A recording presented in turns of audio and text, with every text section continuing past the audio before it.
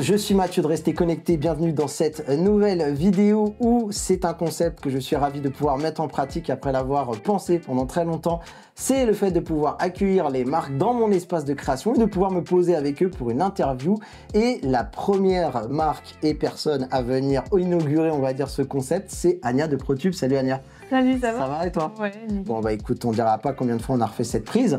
En tout cas, je suis ravi de t'accueillir dans cet espace où on va pouvoir discuter un petit peu de qui est ProTube, que faites-vous, qui êtes-vous et comment allez-vous? Bah écoute, on va tous bien.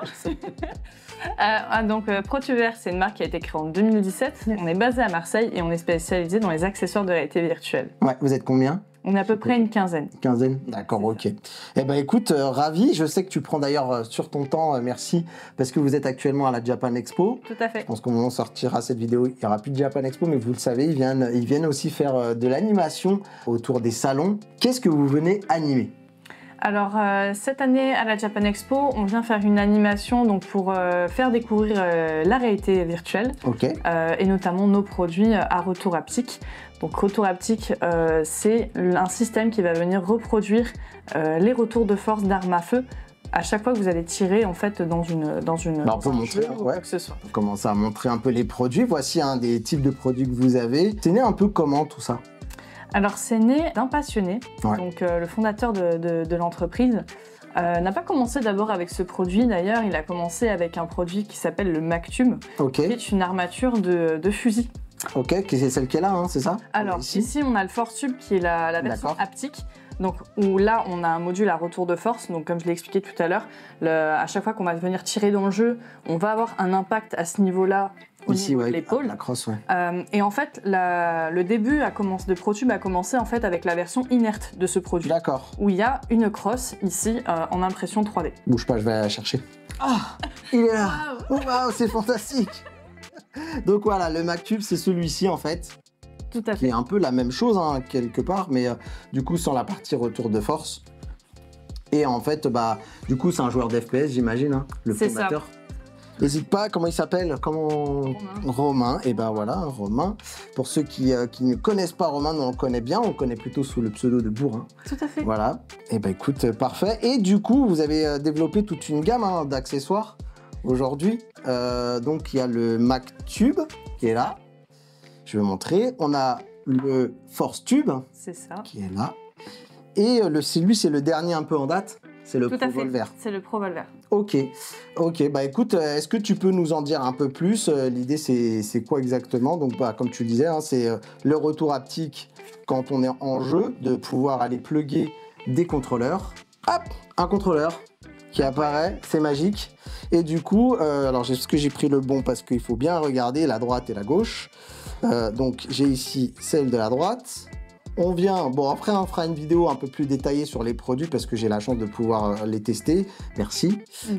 Et du coup, on vient, alors de dos comme ça, c'est pas évident, mais je le plug avec ici les manettes du Pico 4 installées pour avoir un ProVolver. Et du coup, quand on tire avec la gâchette, ça vient déclencher une vibration ici pour un retour, pour plus de réalisme, parce que l'immersion, c'est important en réalité virtuelle. Ok, et écoute, je crois que vous avez un dernier produit aussi que vous êtes en train de développer, qui est un peu à l'opposé de tout ça, puisqu'on n'est pas forcément sur du retour haptique. Tu peux nous le montrer? Bien sûr. Il est ici? Donc là, oui, c'est ça. On est essentiellement connu pour être sur le marché du gun stock et on essaie de se diversifier. C'est la raison pour laquelle on a mis au point, on a créé ce club de golf. Ce club de golf. C'est club de golf. Ce club de golf qui s'appelle le Swing It, donc dans lequel en fait on va venir mettre son contrôleur, sécuriser la Dragon avec le petit loquet qui est ici. D'accord. Voilà, et on va pouvoir jouer ses meilleures parties de jeux de mini-golf ou de golf classique en réalité virtuelle. Très bien. Juste, je te coupe parce que je voulais voir. Ici, c'est pour le Quest 2? Ici, c'est pour le Quest 2, tout à fait. Magie du montage. Hop, magie du montage. On a ici un contrôleur et du coup, c'est celui de droite. C'est ça. Donc, je vais venir ici le mettre là. Voilà. C'est ça. Voilà. Et donc là, j'ai pas mon Dragon parce que moi, j'utilise des accessoires. Mais si j'avais un Dragon, je viendrais le... Tout à fait. Le passer ici. Juste ici. Et ensuite, venir le coincer dans le petit loquet qui est là. pour justement sécuriser le tout et pouvoir faire ses meilleurs swings en partie. D'accord, en fait, c'est-à-dire que la dragonne, elle est quand même importante en matière de sécurité. Pourquoi? C'est parce que si on... Attends, donc je tiens comme ça, si je fais ça... Voilà. Donc en fait, le truc, c'est que la dragonne va vraiment venir sécuriser ton contrôleur parce que si tu fais un swing trop puissant, ou même ne serait-ce qu'un petit coup du poignet un peu trop sec, le contrôleur peut partir. Ok, d'accord. Je sais que... Non, mais c'est bien parce quand que... Quand on fait des bêta-testing... Ouais, je risque de le faire, donc... Ok, j'aime beaucoup cette phrase. J'ai vu un contrôleur voler. Il me murmurait à l'oreille, je vole. Ok, d'accord. Bon, bah c'est cool. Et bah du coup, celui-ci, pour ceux qui ne savent pas, c'est pour les jeux de golf en général. Tout à fait. Mais il y en a un qui sort du lot, c'est Walkabout Mini Golf, qu'on apprécie beaucoup. Oh oui. Hein. Du coup, on a déjà fait des parties ensemble. Donc voilà, moi très clairement, je vois ça. Mais après, il y a d'autres jeux, Golfi Club, machin. Vous pourrez, pareil, l'utiliser aussi pour ça. Bon, en tout cas, c'est très cool. Le produit est vachement bien fini. J'aime beaucoup les matériaux utilisés. Je trouve que le design est top. Bref, moi, vous avez réussi pas mal de trucs. On peut reparler aussi d'un système parce que j'imagine que les gens vont se dire mais tu sais, on n'est pas toujours forcément en train d'avoir soit une double arme ici puisqu'on va pouvoir plugger avec un système là et avoir une double arme à main. Et en fait, il faut savoir que tout ça, ça fonctionne avec des systèmes d'aimants, c'est ça? C'est ça. En fait, l'idée de base est venue donc avec le MacTube. L'idée principale étant d'avoir un maximum d'immersion. Yes. Et qui dit immersion dit mouvement naturel. Donc c'est-à-dire que tout ce qui va être mouvement d'interaction, comme par exemple le jet de grenade, ou alors ne serait-ce qu'un rechargement. Ouais. C'est-à-dire on enlève la main, on enlève le chargeur, on prend le chargeur, on replode, etc. Et du coup, tous ces petits gestes-là augmentent l'immersion et on ne se voyait pas créer des produits sans laisser la possibilité d'interagir avec l'environnement et tout le reste du jeu en fait. Ok, donc du coup forcément on va pouvoir... Après, moi c'est ce que je disais pour l'instant par rapport à mes premiers tests, parce que j'ai pas eu le temps d'en profiter beaucoup, parce qu'on va en revenir après sur un autre élément, mais ça demande un peu une certaine dextérité au tout début pour apprendre à facilement, un peu à l'aveugle. Donc là je l'ai pas bien réglé, il faudrait que je le règle, mais en fonction de un peu ma convenance comme je le vois, d'arriver facilement à venir le faire à l'aveugle. Relancer ma grenade, me rééquiper et repartir. Donc sur nos produits, en fonction du produit, il y a plusieurs points d'ajustabilité. Oui. Donc par exemple sur les fusils, donc bon là sur Fortune, on a des points d'ajustabilité au niveau de l'inclinaison de la coupelle, on a aussi au niveau de l'inclinaison des tubes. Donc une fois qu'on a fait son réglage, on va dire, favori. Oui. On sécurise le tout, histoire que ça bouge vraiment plus. Ouais, avec des clés qui sont fournies. Tout à fait. Parce que c'est du dévisse, enfin ça a dévissé ou pas, mais... C'est ça. Et ensuite, on est prêt à jouer. Et c'est vrai que plus on choisit une position dans laquelle on est confortable, plus le mouvement, parce qu'on a le casque sur les yeux donc on voit rien, plus le mouvement, l'automatisme, on va dire, mimétique, viendra automatiquement placer en fait la coupelle une fois qu'on veut la rattacher en fait. Ok, bah écoute, oui, c'est un coup à prendre. Pour l'instant, moi en fait, j'ai déjà fait des essais quand même qui montrent que ce que tu dis est pas forcément juste pour essayer de me convaincre, mais vraiment moi-même j'ai commencé à sentir avec donc le premier MacTube que tu m'avais passé. Et effectivement, hein, quand on arrive à bien s'ajuster, on prend vite le pli. Alors après tout ça, tous ces éléments, c'est très cool, mais ça m'amène justement un peu à la compatibilité de tous vos éléments. Autonome, pas autonome, comment ça marche, comment vous fonctionnez? De manière très simple, donc il y a les casques autonomes, donc qui sont sans fil, qui ne sont pas reliés à un PC. Pour ces jeux-là, on va devoir avoir des compatibilités dites natives, donc c'est-à-dire que les studios de jeux vont devoir intégrer un code que nous on leur fournit, donc on a un GitHub sur lequel tout le process est décrit, les lignes de code, tout ça, on a fait en sorte de simplifier au maximum la chose. Et donc ensuite on va avoir des jeux compatibles comme ça. On a toute une liste sur notre documentation, donc avec des grands titres comme Sniper Elite, Onward, Pavlov, vraiment les grands FPS. Et après aussi d'autres jeux d'arcade par exemple comme Sweet Surrender qui font partie de cette liste, qui compte à peu près actuellement une trentaine de jeux. Et du coup comment ça marche, parce que du coup est-ce qu'il faut aller dans les paramètres du jeu pour dire qu'il y a on a un élément, ou est-ce que en fait... Ça va dépendre, justement. Nous, dans tous les cas, pour faire fonctionner le produit, on va devoir le connecter en Bluetooth, soit au casque si c'est un casque autonome, soit au PC si c'est un casque PC VR. Sachant que vous fournissez un dongle pour le PC VR. Tout à fait, en cas où il n'y ait pas de carte Bluetooth. Et donc, ensuite, libre aux développeurs du jeu de mettre un bouton dans les options pour activer ou non la compatibilité. Ou alors ils font une compatibilité automatique, donc c'est-à-dire que dès que vous lancez le jeu, le module vibre, oui. Et donc vous savez qu'il est connecté au jeu. Ouais, dès que ça vibre, en fait, on a compris que ça a été reconnu en tout cas. C'est ça. Okay. Donc ça, c'est pour la partie casque autonome. Et ensuite, pour les casques PCVR, là, on a la possibilité d'avoir plus une bibliothèque de jeux plus large, notamment grâce à SteamVR. C'est-à-dire que nous, on a mis au point une compagnie d'application qui va venir faire une intégration, on va dire, approximative, mais qui fait le travail. Qui fait le taf, ouais. Qui va venir en fait reconnaître les vibrations de votre manette du contrôleur et qui va les traduire kink et en vibration dans le module. Ouais. En gros, ça veut dire que dès qu'on appuie sur la gâchette, il va interpréter et il va activer le retour de force. Tout à fait. Et ça, c'est valable pour tous les jeux Steam non compatibles. Donc ouais. En fait, on aura juste à lancer notre compagnon d'application, connecter le module, que ce soit ForceTube ou ProVolver, au PC. Ça va faire le lien et après on aura juste à lancer le jeu SteamVR qui nous intéresse et à jouer, à s'amuser. D'accord, ok. Bon bah écoute, en tout cas c'est cool et effectivement je vois que vous avez un travail auprès même de votre communauté puisque votre communauté eux-mêmes des fois s'amusent à faire des mods. C'est ce que tu me montrais. Oui, c'est ça. Donc on a plusieurs modes pour des grands titres, ouais. Comme Pistol Whip, Arizona Sunshine. On a aussi du After the Fall. Ouais. Donc c'est Vertigo. Tout à fait. Voilà. On a vraiment pas mal de modes, je pense à peu près une 10-15aine. Ce qui est plutôt bien. Oui, bien sûr. On les a eu surtout en très peu de temps parce que c'est essentiellement de modeurs qui ont fait le taf. Vos modeurs qui sont d'ailleurs un peu des passionnés, c'est pas des gens liés à ProTube directement. C'est pas du tout des gens liés à ProTube, c'est vraiment des gens qui font des mods, qui rentrent en contact avec nous, qui s'amusent vraiment à modder les jeux et à intégrer, donc que ce soit par exemple une veste bihaptique ou alors des produits comme les nôtres. Ouais. Voilà. Il est sorti il y a combien de temps ce modèle-là ? Alors le ProVolver est sorti il y a environ 2 ans. 2 ans. Parce qu'en fait, okay. En soi, le modèle de base d'origine est beaucoup plus vieux que ça, mais il était dédié aux professionnels. D'accord. Et on nous l'a tellement demandé qu'on l'a adapté aux particuliers. On en a fait une forme, on va dire, un peu plus de poche, parce que c'est vrai que le module arcade était beaucoup plus gros. Donc on a fait toute une remise en forme et un retravail là-dessus pour pouvoir l'offrir au grand public. Est-ce que c'est le genre de produit qui a des firmware, des mises à jour, des choses comme ça, ou pas du tout ? Ils vivent leur vie maintenant telle qu'elle, pas besoin de mise à jour particulière. C'est plus du coup la bibliothèque de jeux qu'il faut enrichir, qui va s'enrichir quoi. Alors, il y a des mises à jour, mais elles sont très très rares. Ouais. Et quand on le fait, on n'hésite pas à communiquer dessus, que ce soit sur Twitter, sur notre Discord, notre communautaire.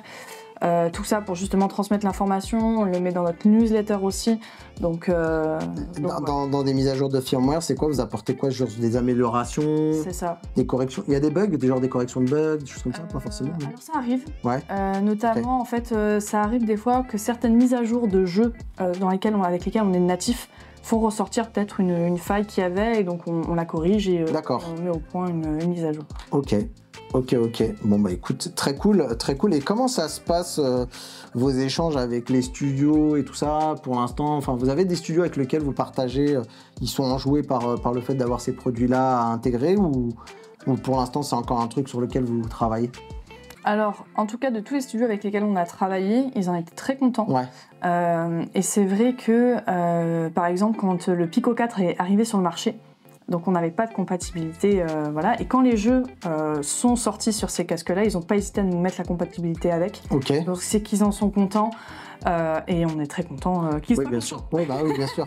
J'imagine, parce que là, on a parlé pas mal côté public et côté professionnel. Donc, comme tu disais, il y avait des produits qui sont dédiés aux professionnels. Les salles d'arcade et tout ça, vous les embarquez, vous avez des offres pour eux, c'est ça ? C'est ça. Donc, on a une gamme qui est spécifiquement dédiée pour eux, parce que c'est vrai que la fréquence d'utilisation est beaucoup plus poussée. On a des profils de joueurs qui sont différents, des fois des joueurs peut-être un peu plus bourrins. Donc, faut on va dire, une structure plus robuste. Ouais. Donc, par exemple, pour l'équivalent d'un ForceTube, c'est ce qu'on a un Tactical. Donc, ça va être le même principe. Donc, un module ici. Et en fait, le corps va être beaucoup plus, le corps va être beaucoup plus soutenu. Au lieu d'avoir un seul tube, on en aura 2, avec des raccords beaucoup plus costauds. Voilà, ce genre de choses. Et évidemment, on a des tarifs dédiés pour les professionnels. D'accord, ok. Et du coup, comment ça se passe pour essayer de prendre contact avec vous? Toute information sur le site web, et puis les entreprises, donc que ce soit studio de développement, arcade, etc. Si jamais ces entreprises sont intéressées, elles peuvent envoyer un email à business@protuvr.com. Vous êtes déjà en train de travailler sur des nouveaux produits? Est-ce que vous avez dans la boîte des... C'est en cours, oui. Ok, vous avez déjà des nouvelles idées, parce que là, du coup, on voit, vous avez déjà une gamme qui est quand même très complète, et j'ai du mal à me dire, attends, si je devais être eux, bon... En vrai, là, le premier produit qui me viendrait à l'esprit, qui serait manquant, et que moi, j'utilise beaucoup en termes de jeux VR, à la limite, ce serait la raquette de ping-pong, tu vois, typiquement. Donc, ça peut être intéressant d'avoir un truc à base de raquette de ping-pong.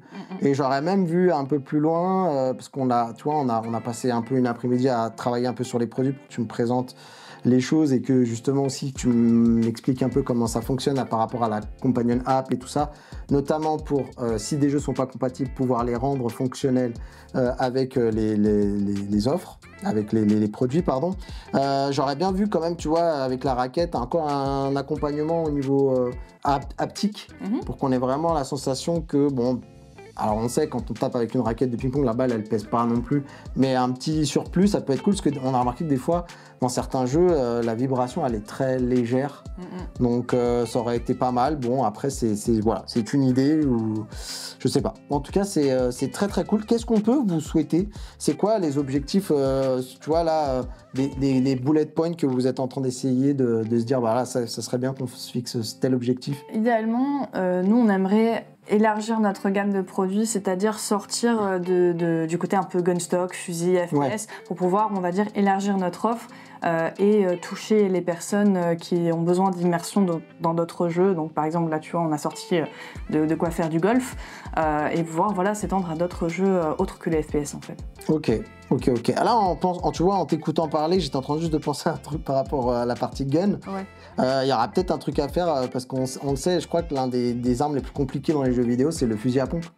Et peut-être qu'il y aura un truc à faire avec genre un MacTube, j'imagine, tu vois, et un système à rail. On pourrait mettre l'autre gun, comme ça, du coup, quand on tire, on puisse faire le mouvement de recharge. Bon. Après, le problème, c'est que ça serait dédié que au fusil à pompe, j'imagine. C'est ça. Ou il faudrait peut-être voir si on peut essayer de cumuler avec une mitrailleuse ou je sais pas, bref. Alors, est-ce que tu peux nous donner un peu les prix de tous ces produits? Oui, bien sûr.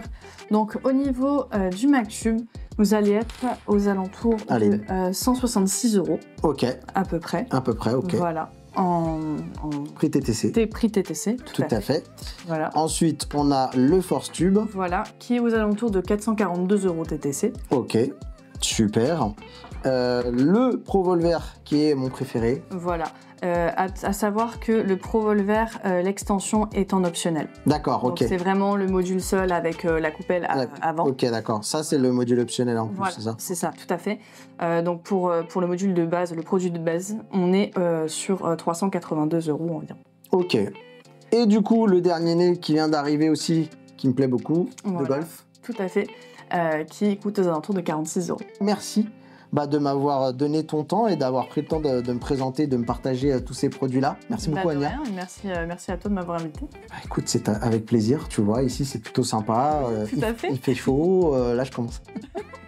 Avec toutes les lumières et tout. Tu as vu un petit peu toute l'organisation de comment on met en place tout ça. Mine de rien, on voit que c'est pas mal de boulot. Oh, oui. Voilà. En tout cas, sache que merci à ProTube aussi pour leur confiance, pour pouvoir me faire présenter tous ces produits-là. J'espère en reparler très prochainement. Maintenant que je suis un peu plus aguerri avec tout ça, en reparler très prochainement sur la chaîne dans de prochaines vidéos, ou pourquoi pas même sur XR 360, l'émission que l'on organise avec Rames qui est autour des technologies immersives. N'hésitez pas à nous dire ce que vous pensez de tous les accessoires. Je pense que ProTube il serait très, très attentif à vos retours. Est-ce que vous avez déjà du ProTube? Est-ce que vous n'en avez pas? Et quel serait ce qui vous ferait sauter le pas ou autre? En tout cas, on vous remercie d'avoir regardé cette vidéo. Si vous avez aimé, le petit commentaire, le petit like, partagez la vidéo si ça aide beaucoup la chaîne à la faire découvrir au plus grand nombre. N'hésitez pas aussi également, si vous voulez soutenir mon travail, que j'ai un Patreon pour ceux qui aimeraient soutenir la chaîne. Si vous avez envie de, vous avez aimé les informations sur cette vidéo là, il y a le petit merci qui permet de donner un petit tips. Voilà, si vous avez envie de faire un petit one shot sur ce coup là. En tout cas, moi je vous dis à très bientôt pour une prochaine vidéo et comme on dit chez nous, restez connectés. Bye bye.